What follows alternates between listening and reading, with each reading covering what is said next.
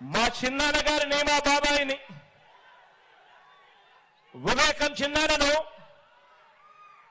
ఎవరు చంపారో, ఎవరు చంపించారో ఆయనకు, ఆ దేవుడికి, ఈ జిల్లా ప్రజలందరికీ కూడా తెలుసు. కానీ బురద జల్లేందుకు ఇద్దరు చెల్లెమ్మలను ఎవరు పంపించారో, వారు వెనకాల ఎవరు ఉన్నారో మాత్రం మీ అందరికీ కూడా రోజు కనిపిస్తూనే ఉంది. ఇంకా ఆశ్చర్యం ఏమిటో తెలుసా? ఇంకా ఆశ్చర్యం ఏమిటి అనంటే, వివేకం చిన్నాన్నను అతి దారుణంగా చంపి అవును నేనే చంపాను అని అతి హేయంగా బహిరంగంగా చెప్పుకుంటూ తిరుగుతా ఉన్న హంతకుడు, ఆ హంతకుడికి మద్దతిస్తా ఉన్నది ఎవరో కూడా మీరంతా కూడా రోజు చూస్తా ఉన్నారు.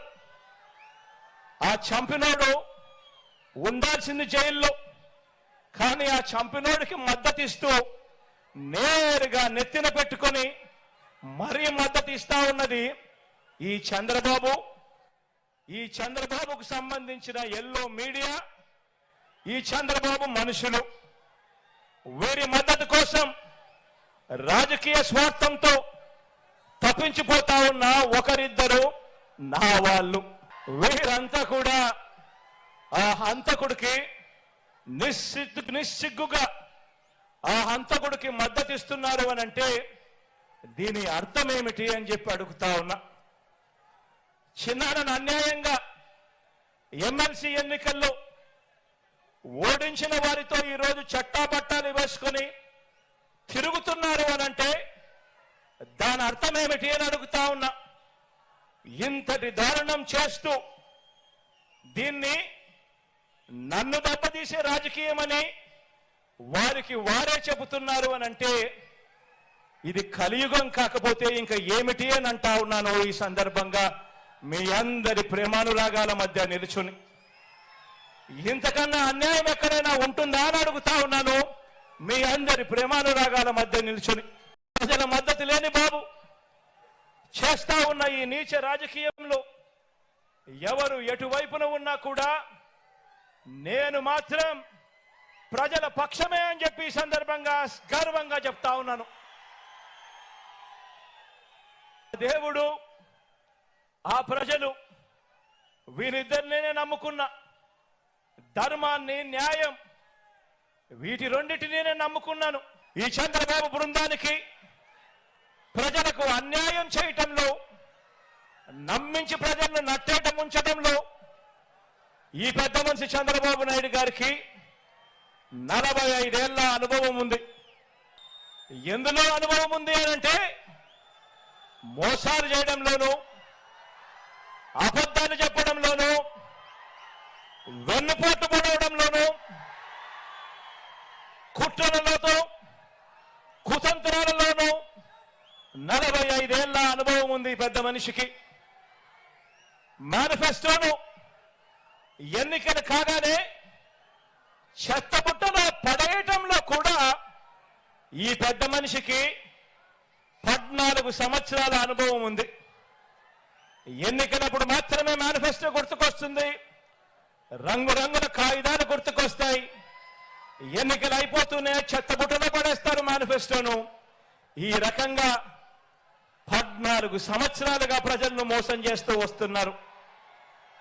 వీరికి కుట్రలు, కుతంత్రాలే కాదు, మోసాలు, వెన్నుపోట్లే కాదు, అబద్ధాలతో గోబల్స్ ప్రచారమే కాదు, కుటుంబాలను చీల్చటంలో కూడా బాగా అనుభవం ఉందని చెప్పి కూడా మీరందరూ కూడా చూస్తా ఉన్నారు. ఈ మధ్య జరుగుతా ఉన్న పరిణామాలు ఈ రోజున నన్ను, మనందరి ప్రభుత్వాన్ని టార్గెట్ చేస్తా ఉన్న వారికి, ప్రజలకు మంచి చేసిన చరిత్ర ఎక్కడా కూడా లేదు. మనకు వంచిన చరిత్ర ఎక్కడా కూడా కనిపించదు మనలో. తేడా గమనించమని అడుగుతా ఉన్నా.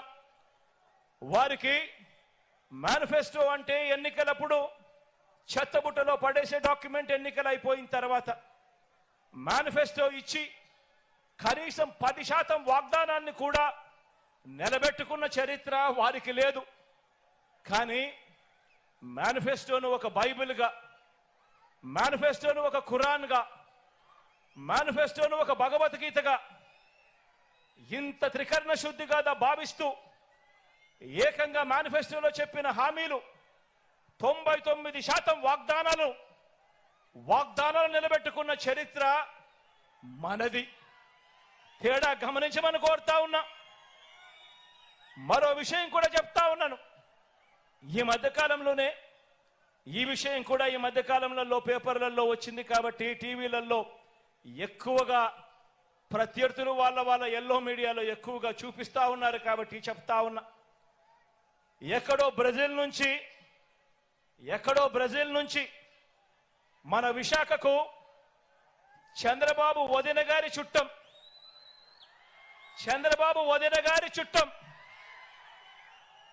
తన కంపెనీకి డ్రై ఈస్ట్ పేరుతో డ్రగ్స్ అంటే మాదక ద్రవ్యాలను దిగుమతి చేస్తా ఉంటే ఈ మధ్య కాలంలోనే సిబిఐ వాళ్ళు రేడ్ చేశారు.